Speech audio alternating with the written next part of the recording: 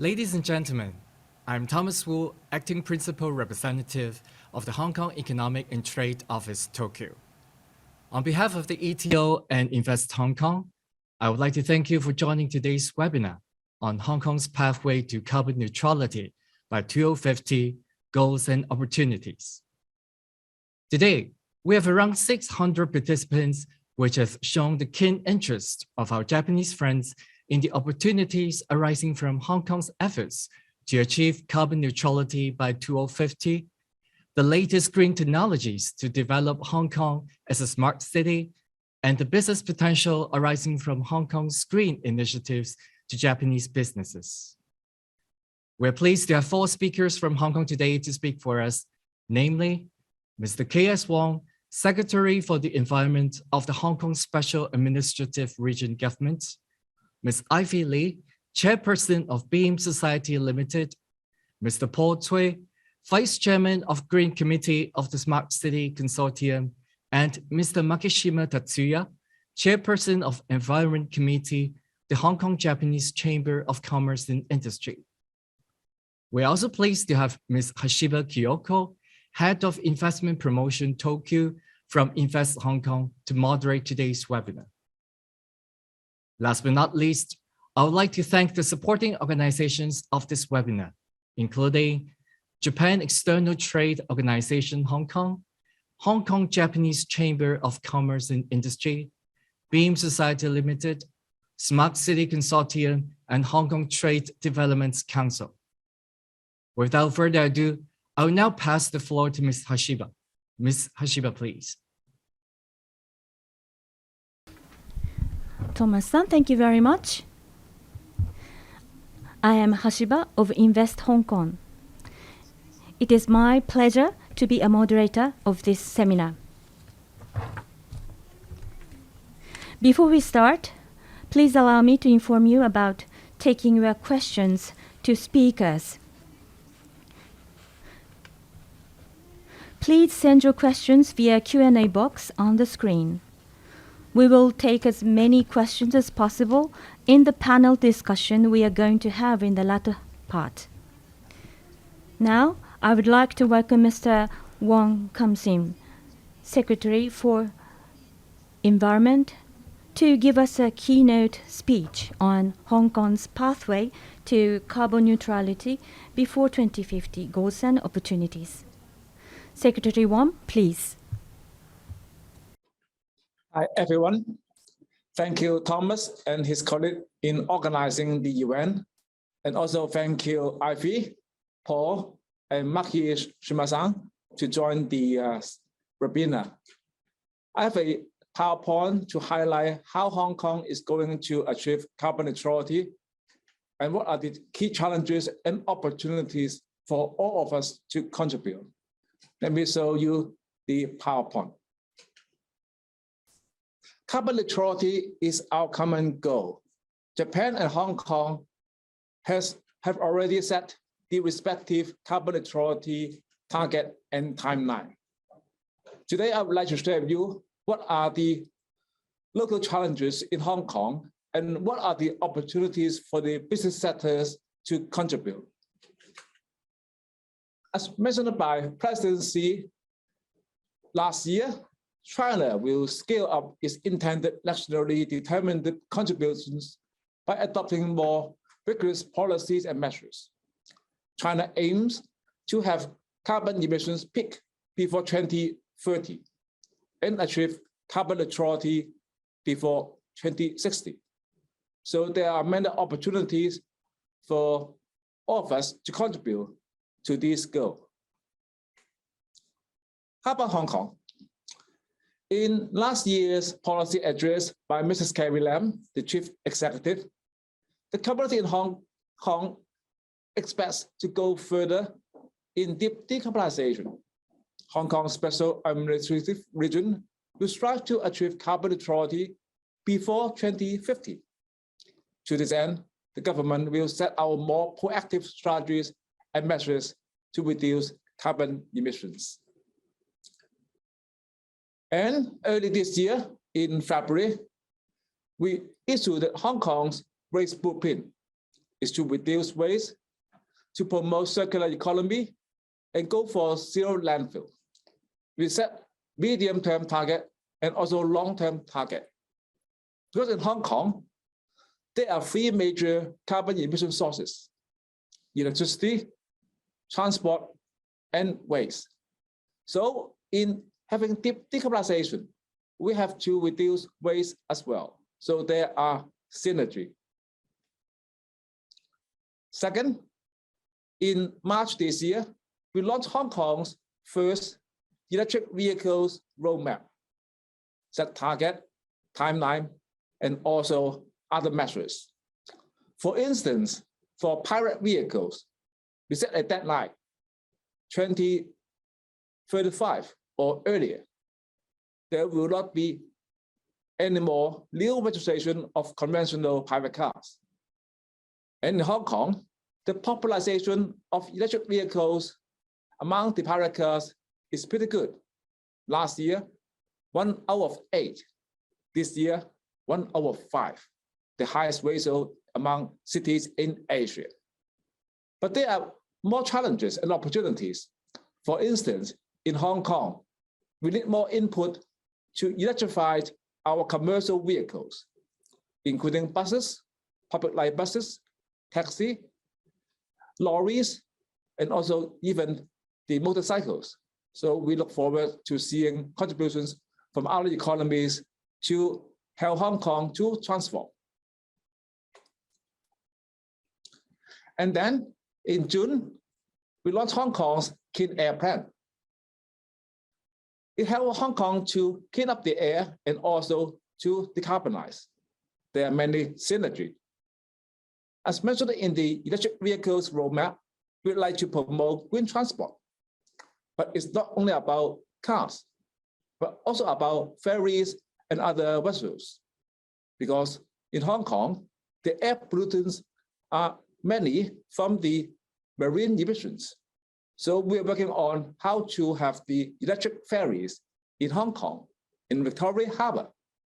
We have a pilot scheme to subsidize 4 local ferry companies to try out a total of 4 electric ferries in Hong Kong that will come to Victoria Harbour within a few years. And there will be more opportunity for new energy ferries in Hong Kong. Certainly, there are more other opportunities to clean up Hong Kong's air in a smart way and also to help Hong Kong to decarbonize. In order to have decarbonization, this year's policy address further mentioned that the government will set up a new steering committee on climate change and carbon neutrality. In fact, it has been in place early this year and chaired by the Chief Executive, Mrs. Carrie Lam. It formulates the overall strategy and oversees the coordination of various actions. And also this year, we launched Hong Kong's updated Climate Action Plan 2050. There will be more actions and more aggressive interim targets. For instance, similar to the recent discussion in the COP26, United Nations Climate Conference, Hong Kong has set a new midterm target that is using 2005 as the base year, and before 2035, Hong Kong's overall carbon emissions would be reduced by half. And we will also set up a new office on climate change and carbon neutrality under the Environment Bureau to strengthen coordination with the government and also with external parties, including commercial chambers in Hong Kong. Earlier this year, that means October, we finally launched Hong Kong's Climate Action Plan 2050 in order to meet the carbon neutral target and also to meet the interim carbon reduction target. We set out 4 key major actions. And as mentioned earlier, we set up the high-level committee, and also there are financial commitments. The government announced that we set aside 240 billion Hong Kong dollars, that is equivalent to about 3.5 trillion Japanese yen, by the government to take forward various measures to mitigate and adapt to climate change in the next 15 to 20 years. And on top of that, the power companies and other companies in Hong Kong would further invest in more resources in order to help Hong Kong to transform and decarbonize.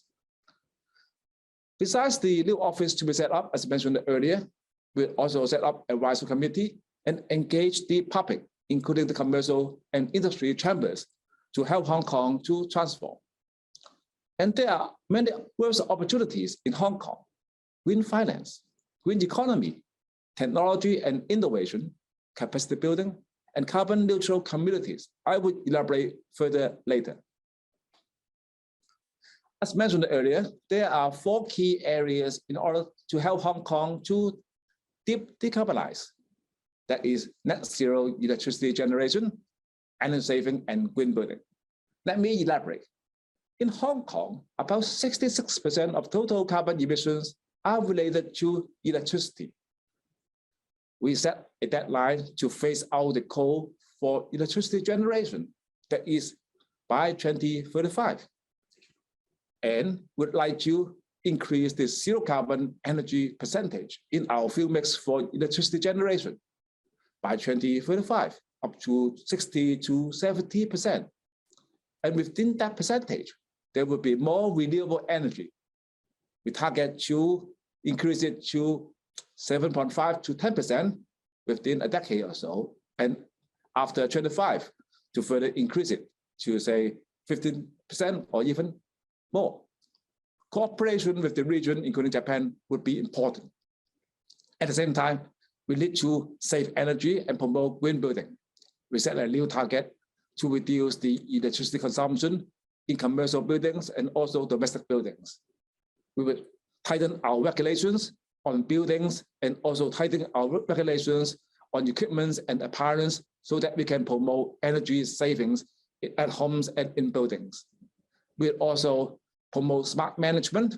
For instance, in Hong Kong, we're going to change all electricity meters to become smart meters within a total of 7 years. And by now, 40% of the meters have been changed. So we will set up more initiatives to make the best use of smart meters in Hong Kong.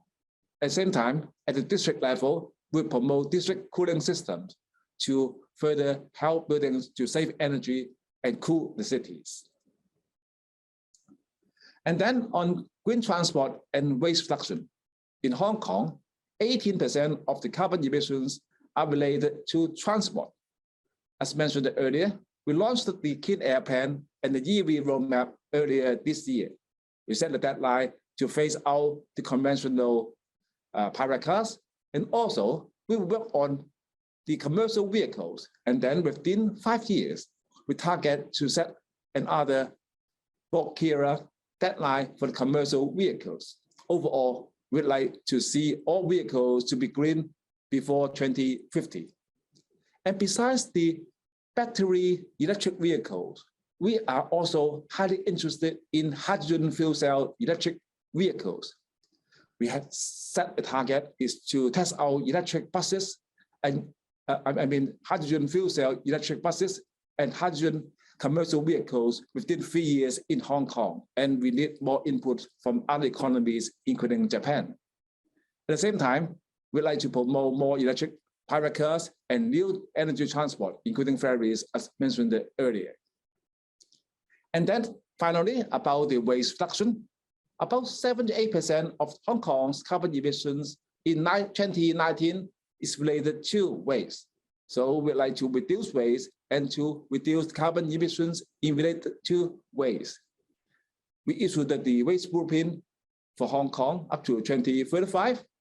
The good news is that we passed the law on charging the municipal solid waste, and that would be probably in place by 2023. So there will be many opportunities in relation to circular economy in Hong Kong, and the waste charging would reduce the total amount of waste in Hong Kong. At the same time, similar to Japan, we are concerned about the marine plastics. So we are working on various initiatives to reduce and phase out single-use plastics, including plastic tableware and similar elements in Hong Kong. And we're interested in innovations and technologies in relation to the reduction of single-use plastics. Last but not least, we would like to use the best technology to help Hong Kong to reduce waste. Waste to energy and waste to resources technologies will be very relevant to Hong Kong. As indicated earlier, there are many opportunities in Hong Kong. For instance, Hong Kong is an international finance hub. So we are having the aspiration to develop Hong Kong into a green finance hub in the region to help world economies to take deep climate actions and also to improve the environment. For instance, the Hong Kong government issued our own green bonds in recent years to promote the green finance market in Hong Kong and the region. And as mentioned earlier, there are many green economies opportunities on clean energy, on green building, on green transport, and on waste reduction. At the same time, we need more technology and innovations.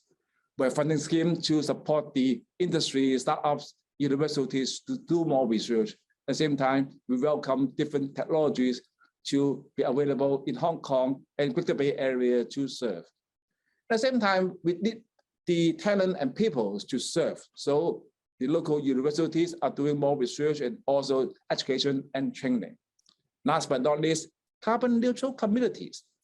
In the recent policy address, we announced an aggressive plan is the northern metropolis areas that will cover about 1/3 of the total territory in Hong Kong, in the northern part of Hong Kong. We'd like to develop it into a carbon neutral community. So there are ample opportunities for innovations and business to make the whole area to be more livable, carbon neutral, and smarter.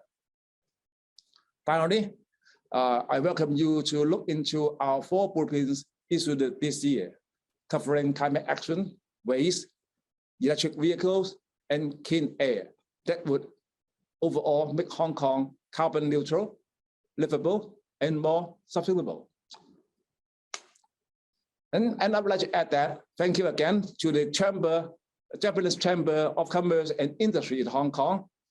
In October's Echo Expo Asia, I saw your very beautiful pavilion set up to have the exchange, and there are very relevant contents in the trade products and projects covering hydrogen, plastics, and other relevant initiatives that will be help Hong Kong and our region to decarbonize and improve the environment. And I look forward to seeing further and closer partnerships. This year, we also launched Hong Kong's carbon neutrality partners, because in order to take climate actions to go towards carbon neutrality, we need partnership in different aspects. We need partners within Hong Kong, and we need partners between Hong Kong and other economies, including Japan, so that we can protect our Earth and for our common future. Thank you very much. Secretary Wang, thank you very much. Your presentation is really informative, and Japanese audience understood well where Hong Kong is heading for. Next, we are going to touch upon the topic of green building, which is one of initiatives in Hong Kong Climate Change Action Plan. Let me invite Ms. Ivy Lee, Chairperson of Beam Society Limited, to give a presentation on progressing towards net zero through building digitalization and data analysis. Ms. Lee, please. Konnichiwa. Hello. Hello, KS. Hello, Paul. Makishima-san. Hello. Good afternoon. I'm Ivy Lee, Chairperson of the BIM Society Limited. Let me very quickly introduce the BIM Society, especially to our Japanese audience. The BIM Society is a public body in Hong Kong. Our core service is to provide high quality green building assessment, which is now widely recognized by the government and the society. We also provide training for built professionals and data analytics on the sustainable built environment. With respect, I think today I want to focus more on the data analytics. We have a database of over 2,000 Hong Kong property developments, covering a variety and a diversity of building types and scales. We anticipate this database will be very essential to assist Hong Kong to achieve carbon neutrality by 2050, which was mentioned earlier by the Secretary for the Environment. And BIM Society is a key partner of Hong Kong government to achieve carbon neutrality. The Hong Kong Smart City Blueprint promotes the use of innovation and technology to enhance city management and services. And referring to the smart environment, which is one of the key areas in the blueprint, quality data and advanced analytics related to our climate action plan will be very essential for establishing a scientific-based benchmark and baseline, therefore facilitating continuous improvements to ensure that our society is progressing towards meeting the environmental goals as set out in the action plans by the government. Through promoting green buildings, we target to contribute to the overall decarbonization plan through these key areas: reduction of energy consumption, waste, portable water consumption, and embodied energy of buildings. When we talk about zero, we're talking about net zero. So don't be afraid to be vigorous to try to achieve that, because through saving, reduction, as well as good recycling of waste and water, and by means of renewable energy, we could target for net zero for sure.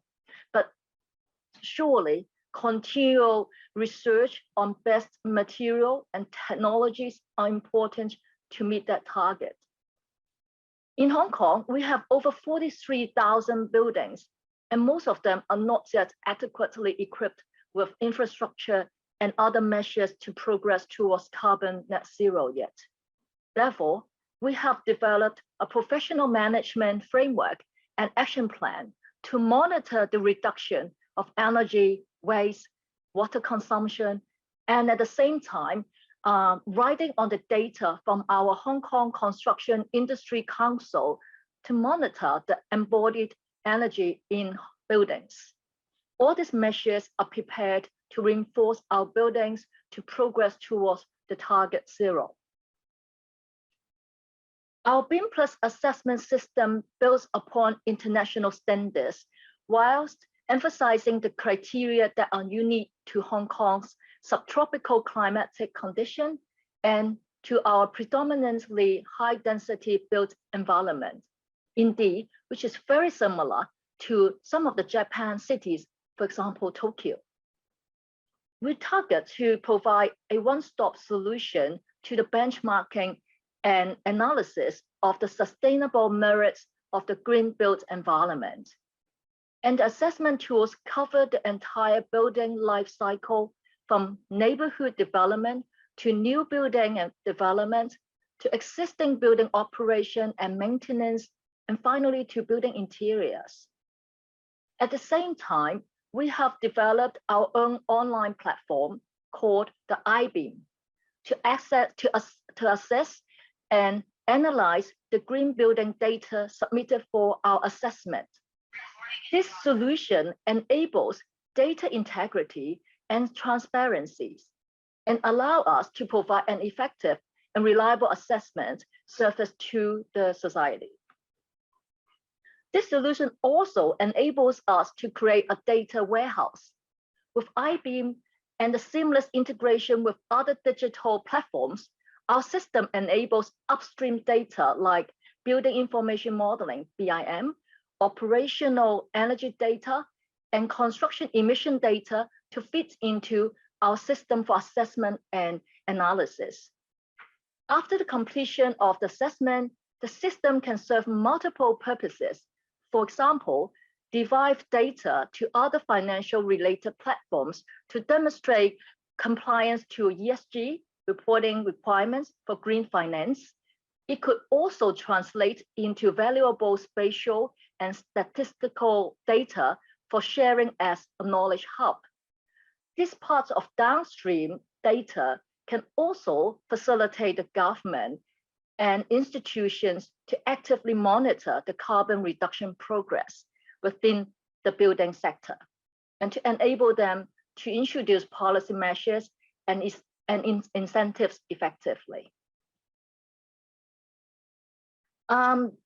This system can process up to 450,000 data sets per year related to land use, energy, water, material, building management, and the overall health and wellness in the built community.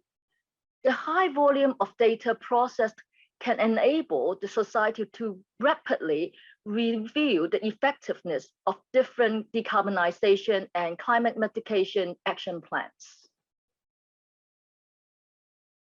Our assessment system is generally applicable to different building types.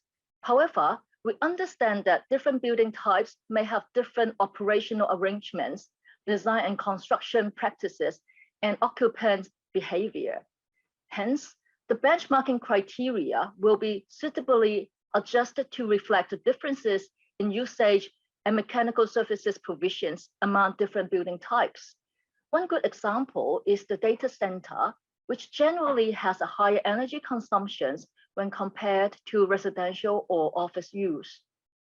To achieve carbon net zero within buildings, we understand that there is no single yardstick, but we can make use of advanced data analytics to normalize the different practices so that different types of buildings can converge towards meeting the carbon net zero target. This quality data on sustainable built environments will be very useful to our building industry in terms of enhancing construction efficiency and enable the construction industry to progress towards decarbonization. Whilst the high-level integration and transparency of data will give confidence and incentives to investors and the society to promote Hong Kong to become a hub for green buildings and green access investment.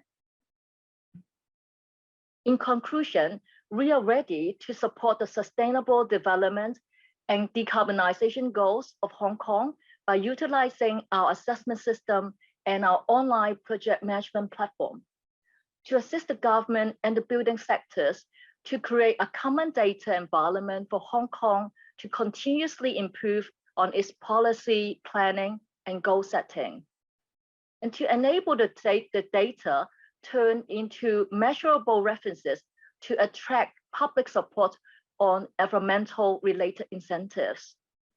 And finally, develop this ecosystem into a credible data analytics to cope with the smart environmental initiatives of providing an actionable solution to steer Hong Kong towards smarter, greener, and more livable.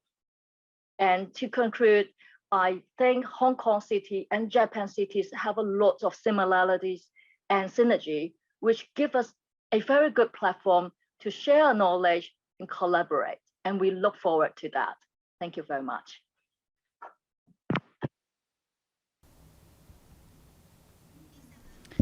Ms. Lee, thank you. Regarding the building evaluation and assessment is contributing to the better environment and also for achieving the target in Hong Kong.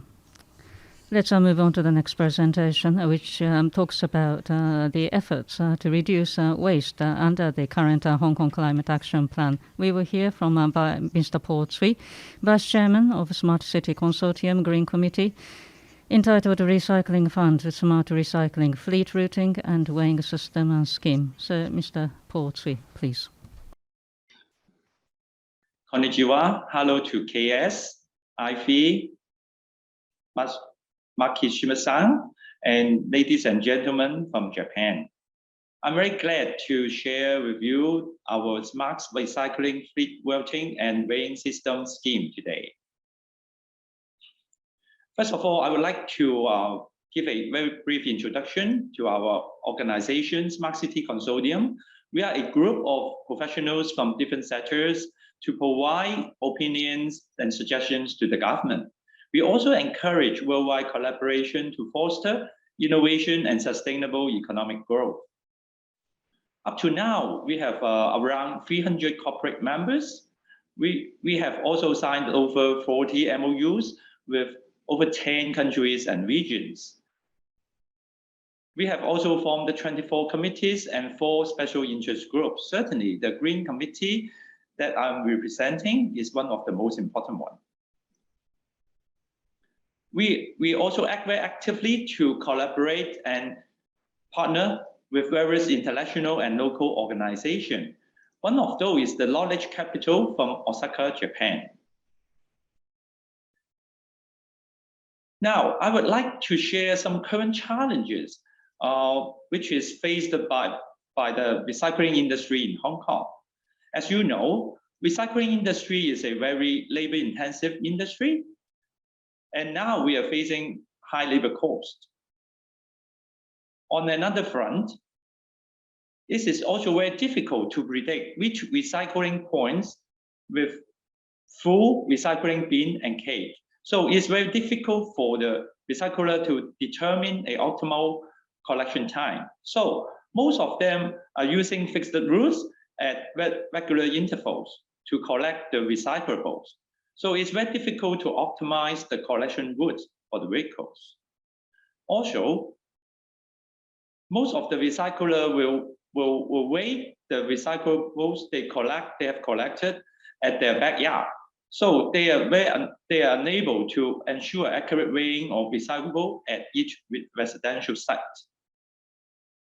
As you know, Hong Kong will soon implement the municipal solid waste charging scheme. We expect the amount of recyclable will increase heavily. So this problem will also become worse. So we have decided to conduct a pilot study for smart routing and weighing system to enhance the collection efficiency of paper, plastic, and aluminum recyclables. Fortunately, we have been granted a fund of about 4 million Hong Kong dollar from the Recycling Fund of Hong Kong SAR government to assist us to conduct this meaningful pilot. We have divided our pilot study into 3 workflows.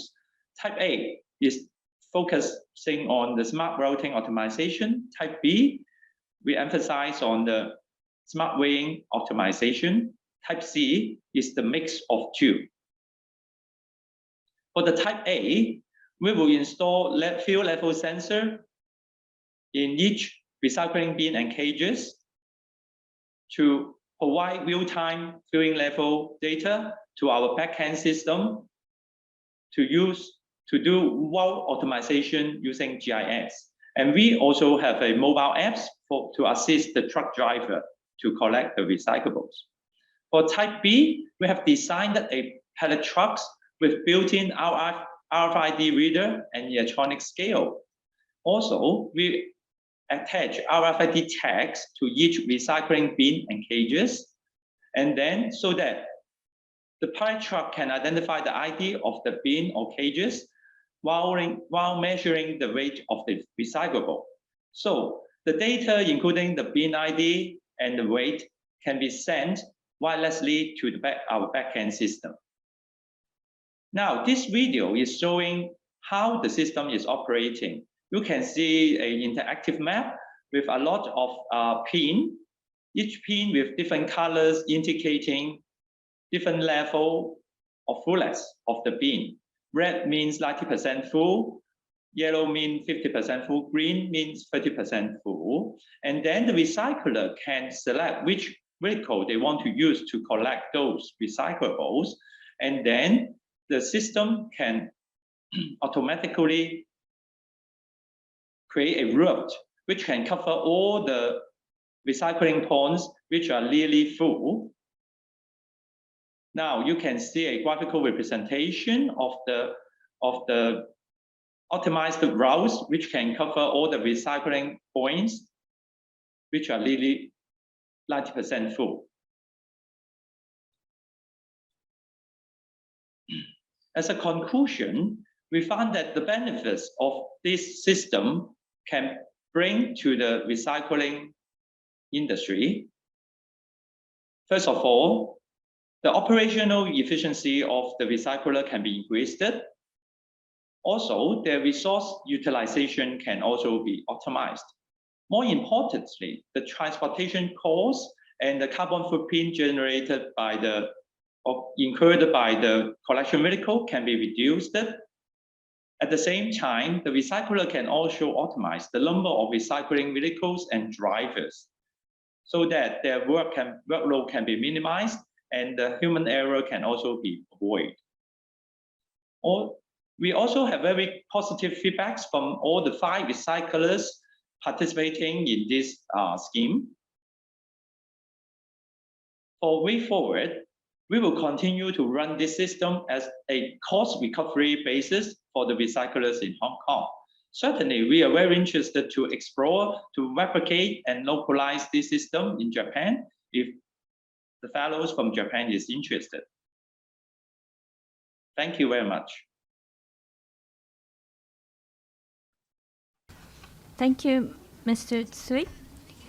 So waste collecting in Hong Kong is a bit different from Japan, and it is really interesting to hear your story. So last not but least, I would like to call on Mr. Tatsuya Makishima, Chairman of Environment Committee of Hong Kong Japanese Chamber of Commerce and Industry, to share its activities in Echo Expo Asia, which took place in Hong Kong just recently. Mr. Makishima, please. Hello. Can you hear me okay? Yes. Hello, everyone. I am Tatsuya Makishima, Chairman of Environmental Committee of Hong Kong Japanese Chamber of Commerce and Industry. I myself is working for Toyota Tsusho, and I was seconded in Hong Kong. I've given this opportunity, I participated in Echo Expo Asia just recently, so I'd like to report what we did. And as Senate Secretary said, that he visited our booth, which was a real great pleasure for us. So, Japan. Chamber of Commerce and Industry in Japan was established in 1969, and it was our first exhibition in Echo Expo Japan, and the concept was Japan environmental technology. So we would like to introduce a Japanese environmental technology in this expo. 3 themes: 1, infrastructure related environmental technology; 2, eco-friendly plastic and recycling; 3, new energy such as hydrogen. The purpose of our exhibition is to introduce environmental businesses and activities of the Hong Kong Japan Chamber of Commerce and Industry members. And also we would like to build connection with visitors and our members. 10 companies and Consulate General of Japan in Hong Kong, and a Construction and Heavy Machinery Committee of Hong Kong JCCIs participated. So this is the overview of this Echo Expo. So it took place from 27th and 30th of October. And these are the lists of participants and the products. We categorized them into three. So on the left side, you can see the company name, and on the right you can see the products. So different color means different exhibited technology, so that all the visitors easily understood what would be provided by a specific company. Well, the preparation time was limited, so the number of participants was limited. But among our members, there are a lot of other countries which were involved, which are being involved and engaged in the technology or environmental related industry. So in the next next opportunity, we would like to introduce more of Japanese companies. So this is the photos of the booth. So we would like to make our booth outstanding. And we borrowed the happy, which is the festive coat of Japan, so that our booth was very visible among the busy exhibition places and visitors. So this is the result. So we have received about 150 people, and we collected 450 questionnaires, and everybody was really interested in an environment, and especially students are interested in it, in our biomatrix and new energy, as well as eco-friendly products.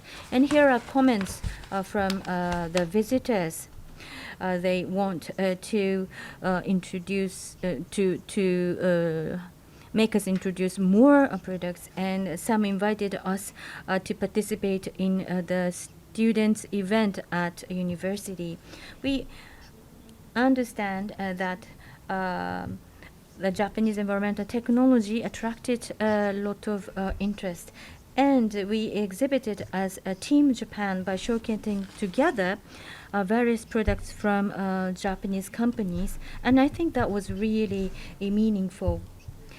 As an environmental committee, we would like to set up the focus point so that we can contribute to the environment by aligning with the policy address of 2021 and Hong Kong's Climate Action Plan 2050, so that we would be able to make contribution for Hong Kong to achieve its environmental target. That's all from me. Thank you very much. Mr. Makishima, thank you very much. Since we're starting to run out of time, so let's move on to the panel discussion without further ado.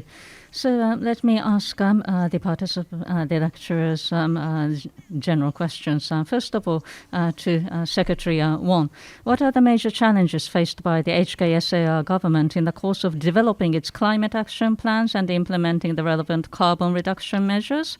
Because we see some countries and cities facing a difficulty in raising awareness of the importance of their climate action plans amongst their people and their business communities. And that is a reason why I ask you this question.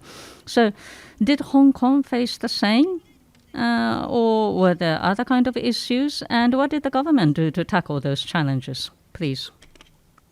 Okay, thank you for the question. I think it's a very good question to talk about the challenges in Hong Kong in order to meet the climate actions, in particular the carbon neutrality. In fact, in our climate action plan that we highlighted, there are a number of challenges in Hong Kong. For instance, when we are going towards deep decarbonization, the cost, the money side of decarbonization is a challenge. That means how we can accelerate the decarbonization at the same time to make the society afford such a change. That's number one. For instance, when we are going to have the net zero electricity generation, how can we manage the tariff of electricity? That's a challenge, not only in Hong Kong, but also in other places. At the same time, we have the particular challenge in Hong Kong is about the space constraint. Many of you should know that Hong Kong is a compact city. We do not have much space on land and at sea. How can we integrate, for instance, more renewable energy is a challenge. And for buildings, as mentioned by Ivy, in Hong Kong, many buildings are compact buildings, high rise. So how can we have the deep decarbonization in our tall and high density cities is a challenge. But we believe in that technology and innovation would help. So that's why Hong Kong is promoting innovation and smart technology in Hong Kong, and also are eager to work with other regions so that we can capture the relevant technology that can help to address the challenge in Hong Kong, including the space constraint and affordability. Last but not least, participation for all is very important. That means we'd like to improve the awareness of Hong Kong people At the same time, to ask for all the business sector to integrate the carbon neutrality in their mindset and business operation. So in the coming time, we are going to do more public education and publicity in Hong Kong, including a new scheme called Carbon Neutrality Partnership. We are working with all the big companies and institutions in Hong Kong to ask them to be carbon neutral partners with the government, and so that they can set their respective target and also blueprint to further publicize and integrate carbon neutrality considerations in the operations so that we can help Hong Kong to meet our target. Thank you.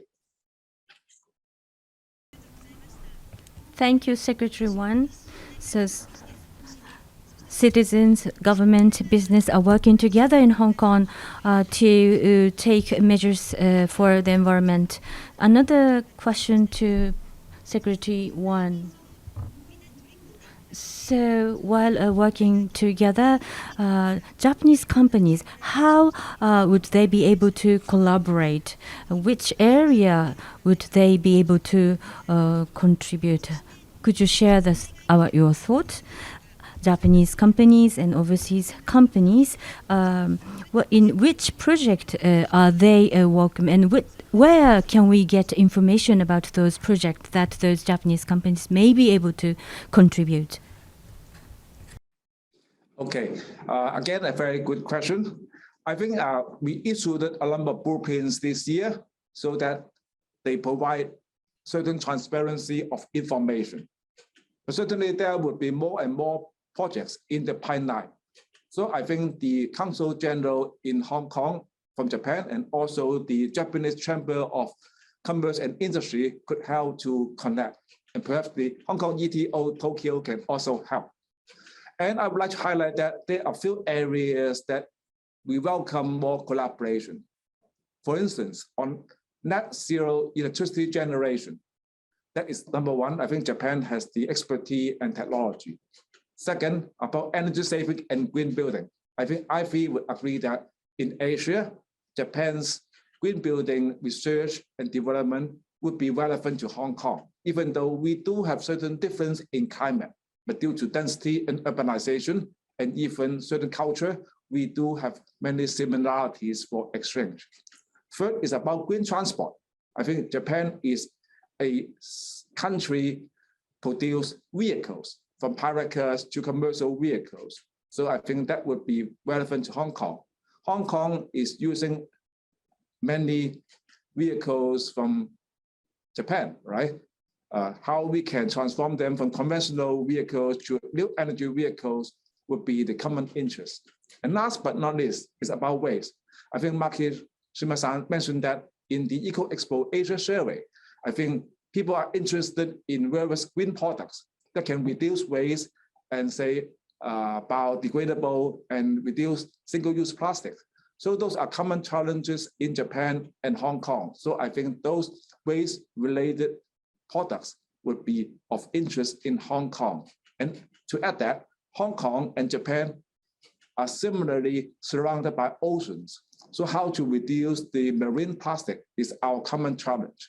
So I understand that Japan is doing research and production in this regard, and I think that would be relevant to Hong Kong and our region. So I just named a few examples. There will be more examples that we can imagine. Thank you. Thank you, Secretary Wan. So Japanese companies would be able to work together with Hong Kong local companies. We understand that. Thank you very much. So let me ask a question about green building. Ms. Ivy Lee. So in Beam Society, of course, you had a lot of experiences of building evaluation. You have a lot of experiences. So from the perspective of sustainability and green, what are the strong and weak points of building in Hong Kong? And what are the advantages of Hong Kong buildings that can be transferred or introduced to other cities and countries in the world of their benefit? And which aspect of Hong Kong buildings do you think need more improvement? Thank you very much. Thank you for your questions. I think Hong Kong and Japan have shared the same challenges in terms of promoting or achieving green building in a very high dense urban environment. But I think, both of our cities have done, very well in terms of promoting a very holistic way to achieve green building, which is not just focusing on a single aspect, but we look at like site planning, we look at energy consumption, waste, water, and indoor quality. And now we're also talking about wellness and, occupants comfort. So I think in terms of that, as a system, I think, that setup is very good.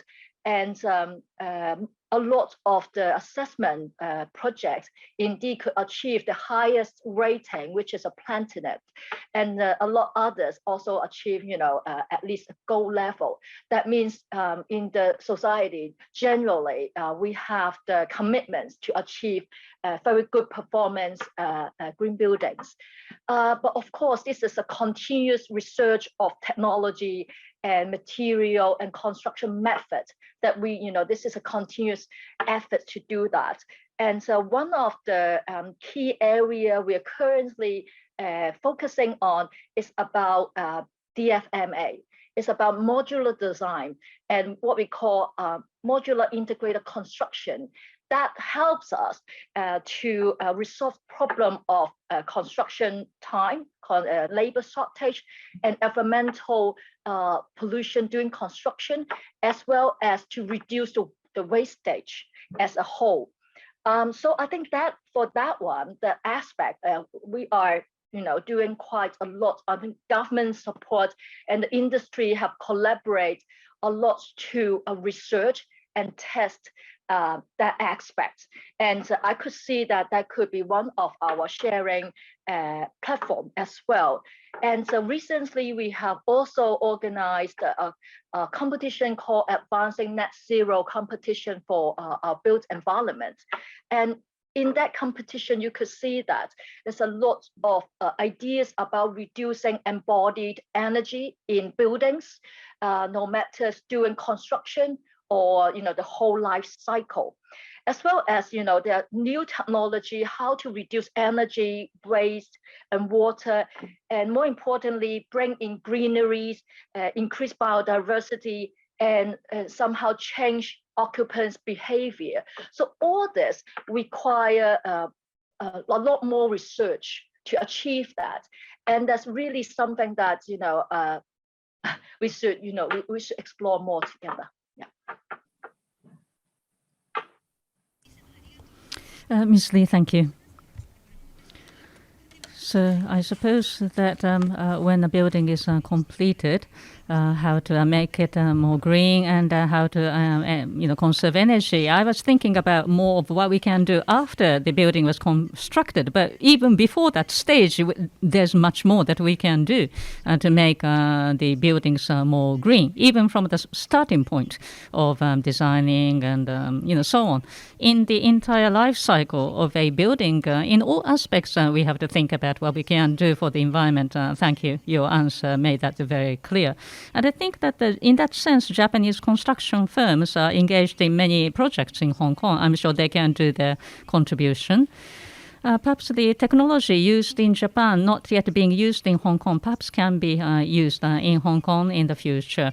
All right, let's move on to the topic of recycling. So my question is to Mr. Paul Tsui. In your presentation, you talked about this project, Smart Recycling Fleet Routing and Weighing System, which is still at a pilot stage. But already from the recycling companies or the agents in Hong Kong have highly evaluated or highly rated this pilot project. Were there anything which were better than you expected, or perhaps in reverse, any underperformance that needs adjustment and improvement? Is there anything that you can share with us in terms of the finding from this project? Thank you very much. Okay, thank you for your question. Actually, there is one interesting finding that I haven't mentioned it in my presentation. During the pilot project, we found that, as I mentioned, we installed the fuel sensor in the recycling bin and cages, and we also installed the RFID tag in those cages and bin. And we found that those sensor and RFID tag can be very easily damaged during the operations because we unexpected, although we have expected those the workers will handle those cages and bin very rigorously, but we haven't expected it's so easy to damage. So I think we have to improve the design of the sensor and the RFID tag installed in those bin and cages. And in this aspect, we may also seek help from the Japanese companies to help. Yeah, and also I think the general feedback from the recyclers are very good. Because now they know which recycling ponds is full and which is not, so that they can save the trips of their recycling collection vehicles to those recycling ponds which are not full. So that can save them the petrol and also save them the time to go to the site, which are not necessary to collect the recyclables. Yeah. Thank you. It was an interesting point. So we have 5 minutes to go. We have received so many questions from audience. So we would like to extend our schedule maybe 10 to 15 minutes so that we can entertain more questions from audience. So as long as your time is okay, so please stay with us. So let's continue the recycling. So we have received some questions about recycling. The questions to Secretary 1, the waste collection in Japan, each Japanese family sort out, classified the waste, combustible, non-combustible, and then the municipality collect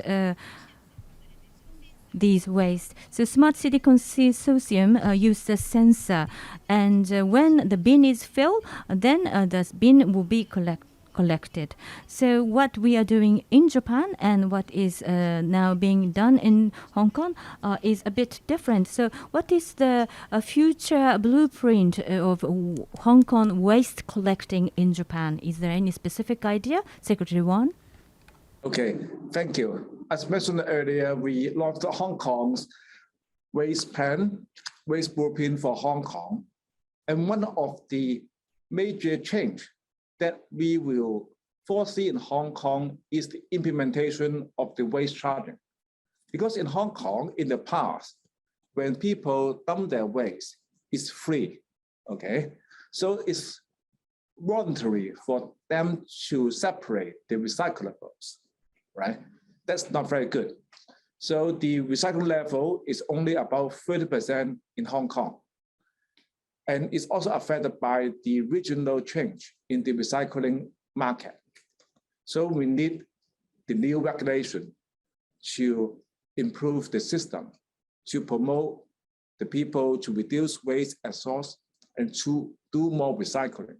So Hong Kong is now in a very interesting stage of revamping the system. Our plan is that to have the waste charging in 2023. So that means about 1.5 years away, then we would have a new system.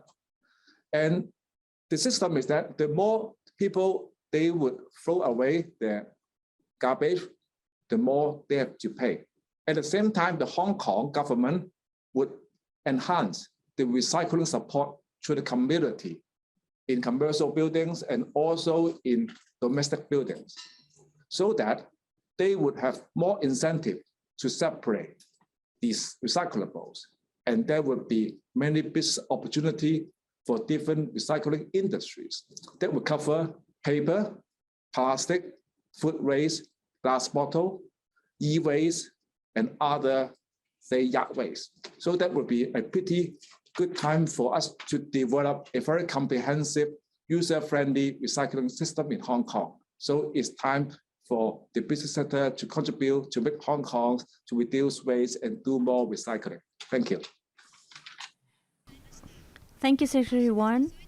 So that's your future blueprint. So the pilot project that is going on now, and probably the waste would be charged in the future. And in that case, the sensor is very important to weigh the waste, and also the clean separation is very important in the future. I understand that very well. Thank you very much. So next, Hong Kong government, Hong Kong companies initiatives have been introduced. So let's talk a bit about Japanese companies in Hong Kong. I have received several questions regarding that. Mr. Makishima, so at Echo Expo Asia, the Hong Kong Chamber of Commerce and Industry participated, and has any Japanese company received a specific inquiry which could lead to the business? Yes, we conducted questionnaire, and now we have receiving the feedback, especially the environmental plastic company have been visited by a supplier, and hydrogen mobility unit and pilot program regarding that were inquired, and factory facilities, for example, the cleanup agents to eco-friendly cleanup agents also inquired. So many Japanese companies have got concrete inquiries which could lead to the business. Thank you very much. So, of course, there was a good response, and it seems that there was some good feedback, and some cases actually leading to some business. So I wonder if you intend to have a bigger booth in participating in next year's Echo Expo, and in what way Japanese companies can participate. Okay, next year, yes. This kind of expo will be taking place. Therefore, yes, we have an experience, and we are really learning a lot. And through this webinar, we are really understand that there is a high expectation to Japanese companies. So among JCCI, we would like to investigate the opportunity so that we can invite more Japanese companies to participate. Next year, probably this expo would be expanded to the Great Bay Area, not only local Hong Kong. So probably the scope that cover Echo Expo Asia would be expanding probably next year. So that should be also considered. Thank you very much. Mr. Makishima just mentioned the GBA, the Greater Bay Area. So let me move on to a question related to GBA. This is a question to Secretary Wan. In the Hong Kong Climate Action Plan, I suppose this is relevant to Hong Kong only, but of course, all these measures and the policies to achieve a green society in Hong Kong. Are there any particular activities that Hong Kong is promoting in partnership with other cities in the GBA? Perhaps Hong Kong businesses, partnering with other cities in GBA. Are there any ongoing projects, for example? Please. Yeah, I think the answer is yes, because Hong Kong is one of the GBA cities. We are having similar climate and having high density in general. So there are many exchange between Hong Kong and other Greater Bay Area cities. I would like to highlight a few examples. For instance, about generate net zero clean energy, electricity, that Hong Kong with limited land, that we have to work with other Greater Bay Area for collaboration so that we can have cleaner, greener electricity generation for the whole region. That's number one. Second, about green building and energy saving. In the past few years, we did have close collaboration with Hong Kong Green Building Council, IFE, and the Greater Bay Area cities, because Hong Kong is a relatively leading cities in saving energy in existing buildings. We introduced a scheme called regional commissioning. That is to really understand the performance of existing commercial building in a smart way, and then we can tune the operation of the building so that we can save energy, save money in a smart and quick way. That is called regional commissioning. And we introduced the technology and idea with other Greater Bay Area cities so that we can overall save electricity generation for the whole region. Third is about transport. There are many vehicles traveling between Hong Kong and other Greater Bay Area cities. So if we are going to green our transport, including in particular the commercial vehicles, we have to work together because the vehicles are not only serving Hong Kong, but also the Greater Bay Area cities. So at least on these three aspects that we are having close exchange and working together. Thank you. Secretary Wang, thank you. So various movement is now moving forward. The same questions to Ms. Lee. As Beam Society, is there any projects going on with a partner in Greater Bay Area? Definitely, we are very actively pursuing, partnering with the Greater Bay Area partners to promote green building and sharing of information. I think one key message is in order to achieve carbon zero in terms of our building industry, there's still a lot of gaps and there's lots of improvements to be sought. So in terms of technology, products and construction methods will require more research. I think to work with Greater Bay Area as well as working with other cities, for example, working with Japan, I think that's important to, collectively finding more innovative solutions. And to mention that is actually Hong Kong people are very highly commended Japanese products, technology and construction methods for many years. So hopefully that, you could also help us in that aspect. Thank you very much, Ms. Lee. Let me ask the same question to Mr. Paul Tsui. Anything that you're doing with other cities in the GBA, please? Yes. We also look forward to replicate our system in the Greater Bay Area and share our experience with our counterparts in the Greater Bay Area cities. Yeah. Thank you, Mr. Tsui. Green building, green city, carbon neutral goal. This should not be a goal of one city. Rather, we need to go beyond the border, and we work together globally to achieve this goal. And all the knowledges and expertise of different stakeholders should be collected, and that is necessary for us to achieve this goal. So, from the audience, we have a question. And here's a question to Secretary Wang. Hong Kong government is promoting saving energy, but are you giving any incentive, or do you have any plan about incentive, and how would you like to develop the idea of incentive to achieve the goal? Okay, I think at least there are a few different aspects. For instance, for new buildings in Hong Kong, if the developers go for a green building with IV's BEAM Plus certification, they can have more area as incentive. So most new buildings in Hong Kong go green to different levels. That's number one.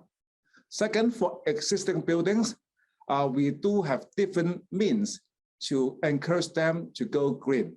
For instance, we facilitate them to do regional commissioning, as mentioned earlier, so they can save money through doing regional commissioning. And through the true power companies, they would provide subsidy to existing buildings to improve their energy performance. And there are two other examples. For instance, for the district level, the government built the district cooling system. So the individual buildings can use the district cooling systems to help them to save energy and also to save money. That's easy. Last but not least, as mentioned earlier, we are going to have the new development area called the Northern Metropolis. We have set the target is to go towards carbon neutral for the whole district. So there are ample opportunity for all buildings there to be much greener. Thank you. Thank you very much. So the last question. So this is not related to environment, but here is a question from people who are interested in Hong Kong, and this question specifically for Secretary. This is about Hong Kong situation. So there are views that after social events in Hong Kong and the subsequent implementation of the national security law, Hong Kong's advantages are gone, as it is only one of the cities of mainland China, according to some media. And some media also says that some foreign companies have left Hong Kong or are planning to leave Hong Kong. And those media coverage is available also in Japan. But could you share your thought on this kind of things, Ms. Secretary Wong, please? Thank you for asking the question about the national security law. We call it NSL. I think the NSL has been in place for about a year in Hong Kong. In fact, it does help Hong Kong to stabilize. I think the economy in Hong Kong is recovering, except the impact due to the pandemic. I think the daily living and also the economy, including the business for large and small companies, are getting back to the normal. So I welcome people, including people from Japan, to come to Hong Kong and see and witness that Hong Kong is getting better, more stable for the general people and even the investors in Hong Kong to make Hong Kong a better place for living, working, and investment. In fact, Hong Kong is a unique city in China and the region. For instance, as mentioned earlier, Hong Kong is an international finance hub. So with the NSL, we've stabilized the environment, we can do better in terms of the finance, including green finance, that can help the environment and also the people in Hong Kong and the region. So let's work together and welcome people from Japan and other places to come to see Hong Kong. That would be a unique city in China and the region that we can work together. Thank you. Mr. Wong, thank you. I feel really the same way. Invest Hong Kong is supporting Japanese companies' venture into Hong Kong. And of course, we are supporting Japanese companies in Hong Kong. Of course, due to COVID, people cannot travel. However, Japanese companies in Hong Kong are doing business pretty good as usual. And Hong Kong companies and also other companies in Hong Kong are doing business just normally. Some may think that Hong Kong has been very quiet, but that's not the case. The business activities in Hong Kong is very active. That is my feeling now, but I haven't been to Hong Kong in the past 2 years because of COVID. I would like to visit Hong Kong next year, and I invite all the audience to go to Hong Kong and witness how active and busy Hong Kong would be, so that you will be able to find out how active and how possible Hong Kong has as business. So, Mr. Lee, Mr. Tsui, Mr. Matsushima, and Secretary Won, thank you very much for your very informative presentation. So before concluding the seminar, please allow me to inform you about next online seminar and questionnaire. On Tuesday, December 7th, from 4:30 p.m. Hong Kong time or 5:30 p.m. Japan time, we will organize a seminar on Hong Kong's Climate Action Plan 2050, Energy Saving and Green Buildings, co-hosted by Business Environment Council and Invest Hong Kong.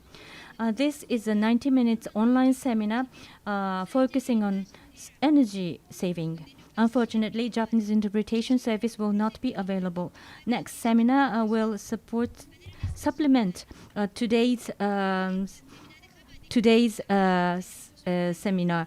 Ms. Secretary Won will be also attending, and we will touch upon the area which has not been covered with this seminar. So if schedule fits, please join us again. I would like to invite the link to you via email. And lastly, please fill in the questionnaire so that we know your point of interest, and question is also welcome. Thank you very much for taking time to join this seminar. Please look forward to our next seminars. We are going to organize a lot of seminars on different themes. Thank you very much.